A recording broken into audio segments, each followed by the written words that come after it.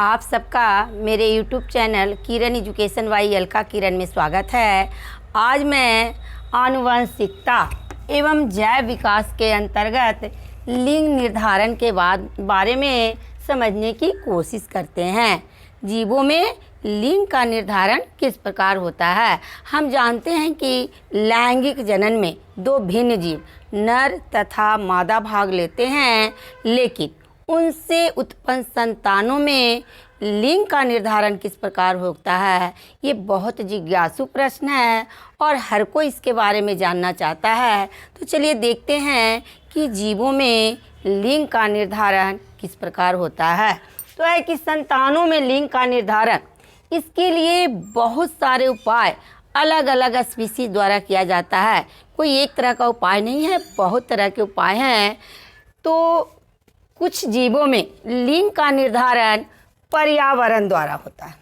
कुछ जीवों में कैसे होता है लिंग का निर्धारण?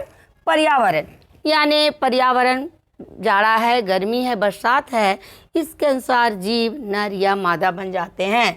लेकिन कुछ जीवों में उनके निषेचित अंडे किस ताप पर सेए जाते हैं, उसके अनुसार लिंग का निर्धारण होता है। यानी निषेचित अंडे के ताप पर वह मेल या फीमेल हो सकता है। लेकिन कुछ प्राणियों में अपने लिंग बदलने की क्षमता होती है, यानी अपने परिस्थिति के अनुसार वो चाहें तो नर बन सकते हैं या चाहें तो मादा बन सकते हैं। इसका एग्जाम्पल है घोंघा। घोंघा अपना लिंग परिस्थिति के अनुसार बदल सकता है। लेकिन कुछ जीवों में लिंग का निर्धारण क्रोमोसोम के द्वारा होता है। इसमें एग्जाम्पल मानव, पक्षी, कीट ये सब है। लेकिन आज हम अध्ययन करेंगे मानव में लिंग निर्धारण के बारे में। ये जितना देखे पर्यावरण या निषेचित अंडे के ताप पर या लिंग बदल सकता है, ये सारे के सारे आनुवांशिक नहीं हैं, लेकिन क्रोमोसोम द्वारा जो लिंग निर्धारण होता है वह आनुवांशिक रूप से होता है, क्योंकि क्रोमोसोम पर उपस्थित जीन ही आनुवांशिक गुणों का वाहक होता है। अतः मानव में लिंग का निर्धारण आनुवांशिक रूप से होता है। तो अब हम देखते हैं मानव में क्रोमोसोम के द्वारा लिंग का निर्धारण किस प्रकार होता है। तो इसके लिए हम लोग क्रोमोसोम की संरचना को समझें। मनुष्य में क्रोमोसोम की संख्या होती है 46। टोटल क्रोमोसोम कितने होते हैं? 46 होते हैं। चलिए देखते हैं मानव में लिंग निर्धारण। लिंग निर्धारण तो देखिए अलग अलग जीवों में अलग अलग तरह से होता है, लेकिन मानव में लिंग निर्धारण कैसे होता है? तो ये होता है क्रोमोसोम के द्वारा। तो मानव में क्रोमोसोम की संख्या कितनी होती है? 46।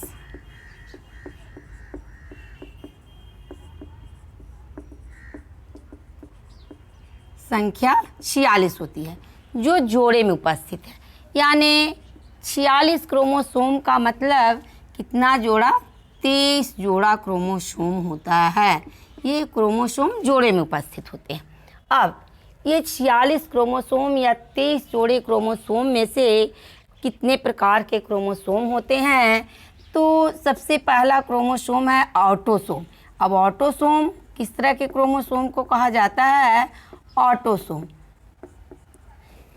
23 जोड़े क्रोमोसोम में से 22 जोड़े क्रोमोसोम मेल और फीमेल में एक समान होते हैं, जिससे क्या कहा जाता है? ऑटोसोम।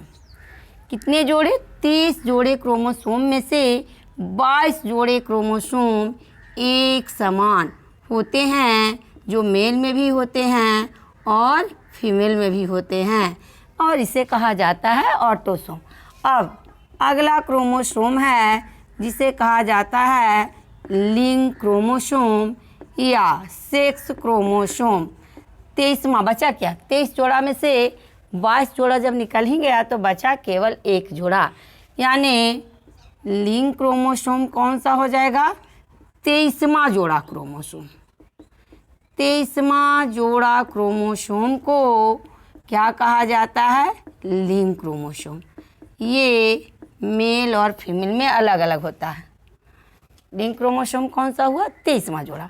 अब हम देखते हैं 23वां जोड़ा मात्र 2 क्रोमोसोम, लेकिन लिंक क्रोमोसोम भी 2 प्रकार के होते हैं। 2 ही क्रोमोसोम हैं, लेकिन ये भी 2 प्रकार के। कौन कौन सा है? Number A, x type chromosome या एक्स प्रकार का क्रोमोसोम। तो ये कैसा होता है? ये लंबा और बड़ा होता है। एक्स टाइप क्रोमोसोम कैसा होता है? लंबा और बड़ा, लंबा और सीधा होता है। एक्स टाइप क्रोमोसोम कैसा होता है? लंबा और सीधा। और ये पाया जाता है, यह मेल यानी नर, मेल तथा फीमेल दोनों में पाया जाता है।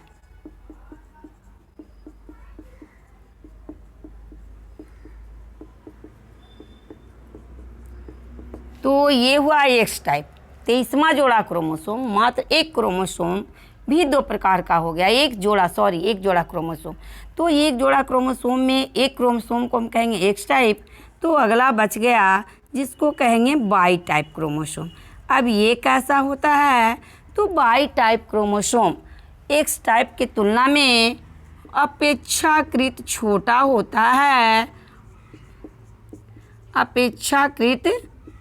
होता है, और इसका आकार कैसा होता है? और ये पाया किस किस में जाता है? तो यह केवल और केवल मेल में पाया जाता है। वाई टाइप केवल और केवल मेल में पाया जाता है। तो इस आधार पर हम देखें कि मेल और फीमेल का क्रोमोसोमल विन्यास क्या होगा, क्योंकि 23 जोड़ा में से तो 22 जोड़ा क्रोमोसोम मेल और फीमेल दोनों में है, लेकिन जो 23वां जोड़ा बचा वो 2 प्रकार का हो गया, एक्स टाइप और वाई टाइप। एक्स टाइप दोनों में पाया जाता है, मेल और फीमेल दोनों में, जबकि वाई टाइप क्रोमोसोम केवल और केवल मेल में पाया जाता है। तो इस हिसाब से हम मेल और फीमेल का क्रोमोसोमल विन्यास देख लेते हैं।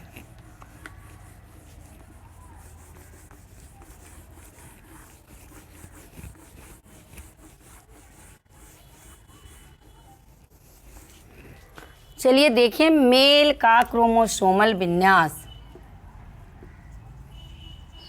मेल का क्रोमोसोमल विन्यास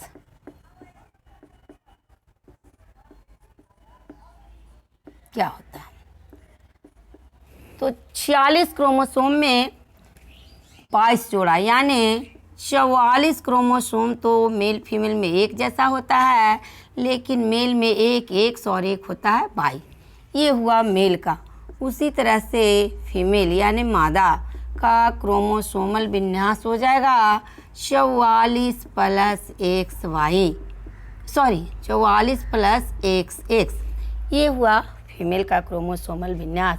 अब हम देखते हैं इस आधार पर किस तरह से लड़का या लड़की का निर्धारण हम कर सकते हैं। तो चलिए, जिस तरह से हम लोग मटर के पौधे में उसका F1 पीढ़ी F2 पीढ़ी तक निकाले थे, इसमें F1 पीढ़ी तक देखें कि किस तरह से क्रोमोसोम के आधार पर उसमें लिंग का निर्धारण कर सकते हैं। इसके लिए इधर हम नर और इधर मादा क्रोमोसोमल विन्यास लिख दें 44 प्लस एक्स वाई, इधर हो जाएगा 44 प्लस एक्स एक्स। इसको हम पेरेंटल जनरेशन पी द्वारा सूचित करेंगे। अब इनके गैमेट बनाते हैं, तो गैमेट यानी मियोसिस विभाजन के द्वारा जब इनके युग्मक बनते हैं तो इनमें क्रोमोसोम की संख्या आधी हो जाती है। तो इनके 2 तरह के गैमेट बनेंगे, एक में एक्स होगा एक्स टाइप और एक में वाई टाइप। तो हो गया 22 प्लस एक्स, एक गैमेट ऐसा बना, और दूसरा बना 22 प्लस वाई। ये 2 तरह के गैमेट। मेल में चूँकि एक्स और वाई लिंक क्रोमोसोम 2 तरह के हैं, एक्स और वाई टाइप, इसलिए गैमेट भी 2 तरह के बने, एक में एक्स है और दूसरे में वाई। अब इधर देखते हैं, इसमें चूँकि दोनों में ही एक्स एक्स है, इसलिए गैमेट का मतलब इधर ये बना शुक्राणु। इसको हम कह सकते हैं शुक्राणु बना। और इसके अंडाणु बनेंगे 22 + x, 22 + x, यानी मादा के द्वारा केवल और केवल एक ही प्रकार के अंडाणु बनते हैं। तो ये बने इनके गैमेट या कह सकते हैं युग्मक।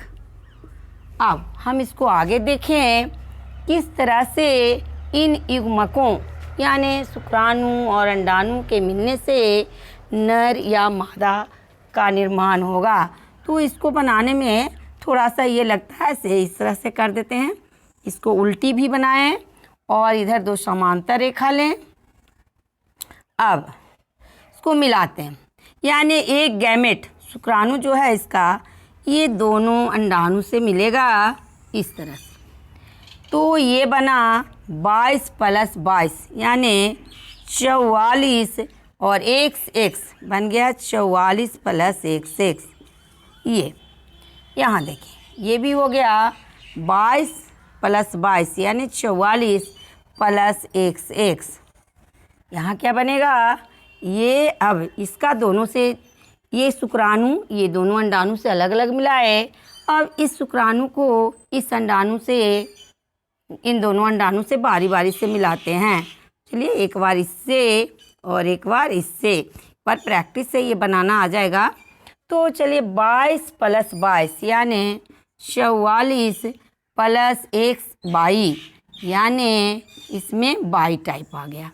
यहाँ देखें 22 + 22, यानी 44 + x 22।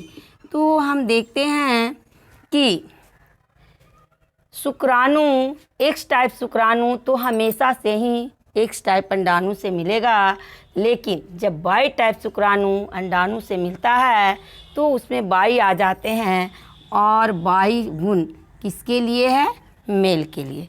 तो ये हो गया दोनों लड़का का सिंबल और ये हो गया लड़की का। अब हम देखें कि लड़का या लड़की का होना किस बात पर निर्भर करता है, तो केवल और केवल बाई क्रोमोसोम पर। अगर बाई टाइप शुक्राणु एक्स टाइप अंडाणु से मिलता है तो लड़का बनेगा, लेकिन एक्स टाइप शुक्राणु अगर एक्स टाइप अंडाणु से मिलता है तो लड़की बनेगा। ये हुआ क्रोमोसोमल सिद्धांत लिंग निर्धारण का।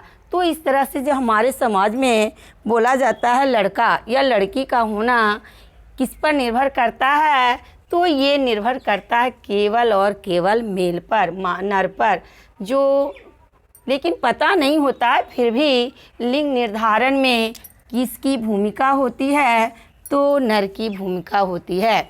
ओके, आज के वीडियो में इतना ही। अगले वीडियो में, और अगर हमारा वीडियो अच्छा लगता है तो प्लीज़ लाइक कमेंट शेयर ज़रूर करें। ओके।